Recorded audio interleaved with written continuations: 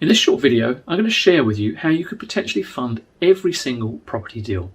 Hi, my name is Mark Lloyd. I'm co-founder of Property Master Academy and been a property investor since 2005. Now, before I go into the funding aspects, there's a couple of things you really need to get in place first of all. Number one, knowledge. You need to understand the number of strategies that are out there and how you can actually make money in property, all the way from buy to let through to development, and choose which strategies you're going to focus on. Now, don't assume you can't get money for these deals at the moment. Just look at the deals you want to do, the strategy you want to do, and then let's see how we can fund those.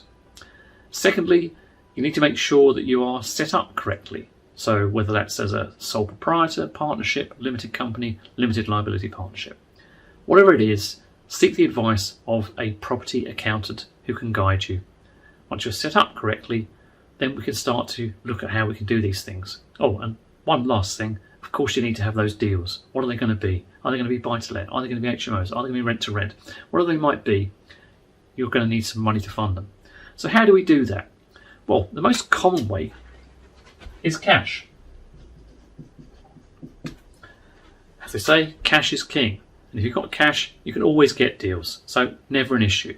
But I'm guessing you're watching this video perhaps because you haven't got enough cash to get more than maybe a few deals. So what do you do after that? Well, second most popular option is mortgages. Now, there are two main types of mortgages. There's a buy-to-let mortgage, which if you fit the criteria, so it's basically a tick box, then you'll get the mortgage. Commercial mortgage, which is slightly different, a little bit more information required, but it's not so much of a tick box type of scenario. And despite the name commercial mortgage, that can apply to residential property. It's usually done on the larger types of residential property, for example, the larger HMOs, blocks of flats, that kind of thing. So once we've got commercial mortgages out of the way, what else can we use to actually fund our projects? Well, we've got bridging. Now, bridging finance is often poo-pooed by a lot of investors because they consider it to be quite expensive, certainly when compared to mortgages. However, bridging applies in certain instances where you can't get mortgages or you shouldn't be using mortgages. So if you're doing a major refurb, for example, it's very unlikely you'll be able to get a mortgage on that property. So you are really left with cash, bridging, or one of the other methods I'll come into in a second. Now, bridging usually will lend a percentage of the purchase price, and sometimes you'll get some of the refurbishment money as well, but it's a percentage of all. It's never going to be the full amount, and because of the way most bridges work, the interest is taken out up front. In other words, your day one money has the interest deducted for whatever term of loan you've agreed. So not ideal, but it's definitely an option to consider. What have we got after bridging? Crowdfunding. Now, crowdfunding is very similar to bridging in many respects, but also similar to another one I'm going to come onto in a second, which is joint ventures. Because the way a crowdfunding platform works is you've got you as the investor, developer, looking to raise money, and the crowdfunding platform on the other side has all these investors that have money to invest in your project. So it's almost like a very big joint venture. Now, we have our own crowdfunding platform, and we will lend up to 80% of the GDV, in other words, the sales value. So what does that mean? Well, if you're doing a, let's say, a flip project, you should always be looking to make a minimum 20% margin anyway. So potentially, we could lend you all of the money you need.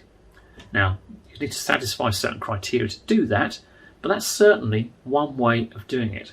If you get a really, really good deal, and I'll give you an example. So we've got one of our mentees has got a refurbishment project up in Liverpool where the purchase price is 150,000, refurbishment is 75,000, and the sales value, the GDV value, is just over 300,000.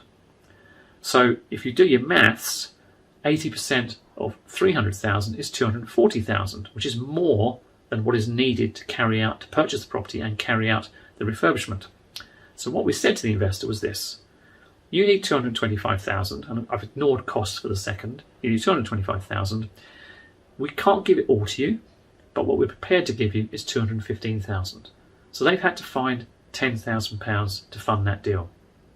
Another example, where we've got an investor in the north who is looking to do a flip onto another investor, where they're buying the property, refurbishing it, and then getting tenants in there and selling it onto an investor. So there we've agreed 90% of costs.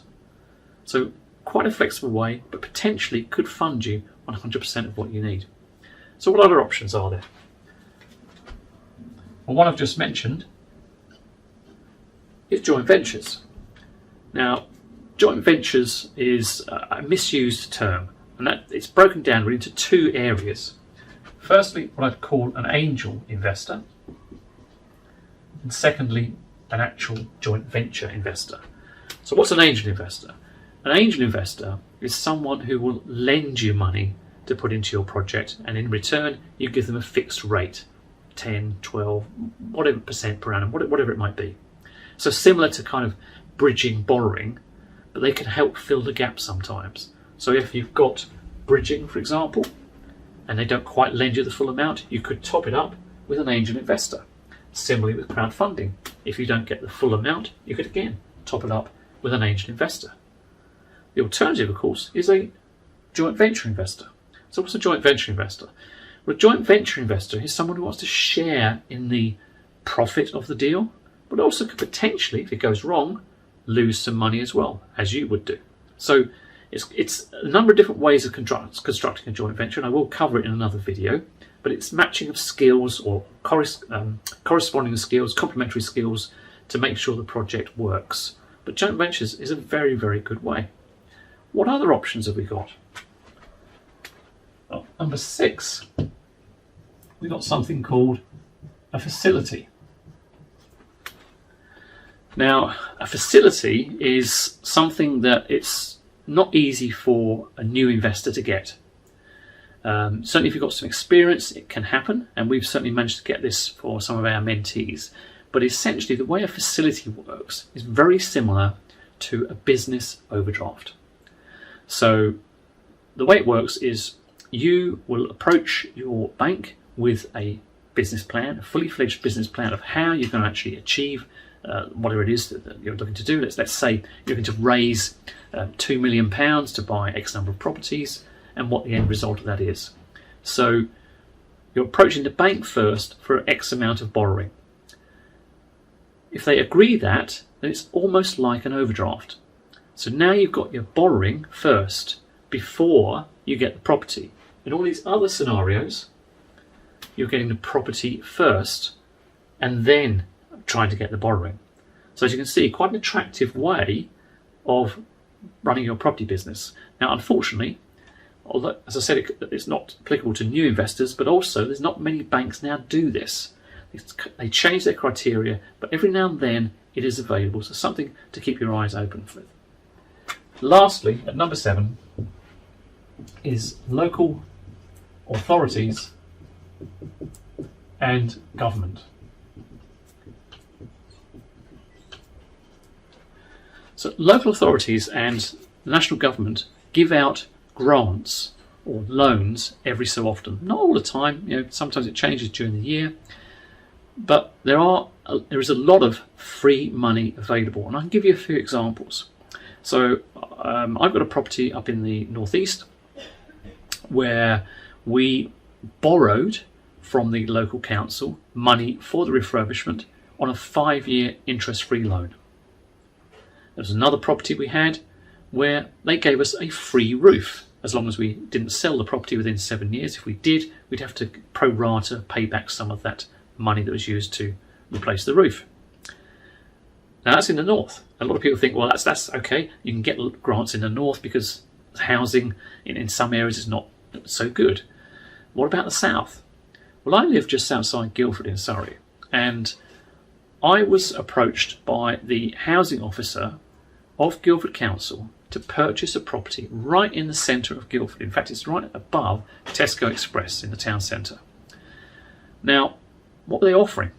They were offering a £60,000 grant towards the refurbishment of that property. Now, I can't recall the actual purchase price of that particular property, but the refurbishment was going to be in excess of £100,000. Do you think that £60,000 grant would have helped? You bet your bottom dollar it would. So there you go. There's a number of ideas of how you could fund 100% of your deals. You've just got to get them all constructed in the right way. Okay? Hope you found that really useful. If you have, please smash that like button, hit the subscribe button, and also the notification bell to get notified of other videos as and when they arrive. And appearing on your screen right now will be some more videos which I hope will help you on your journey. Thanks for listening.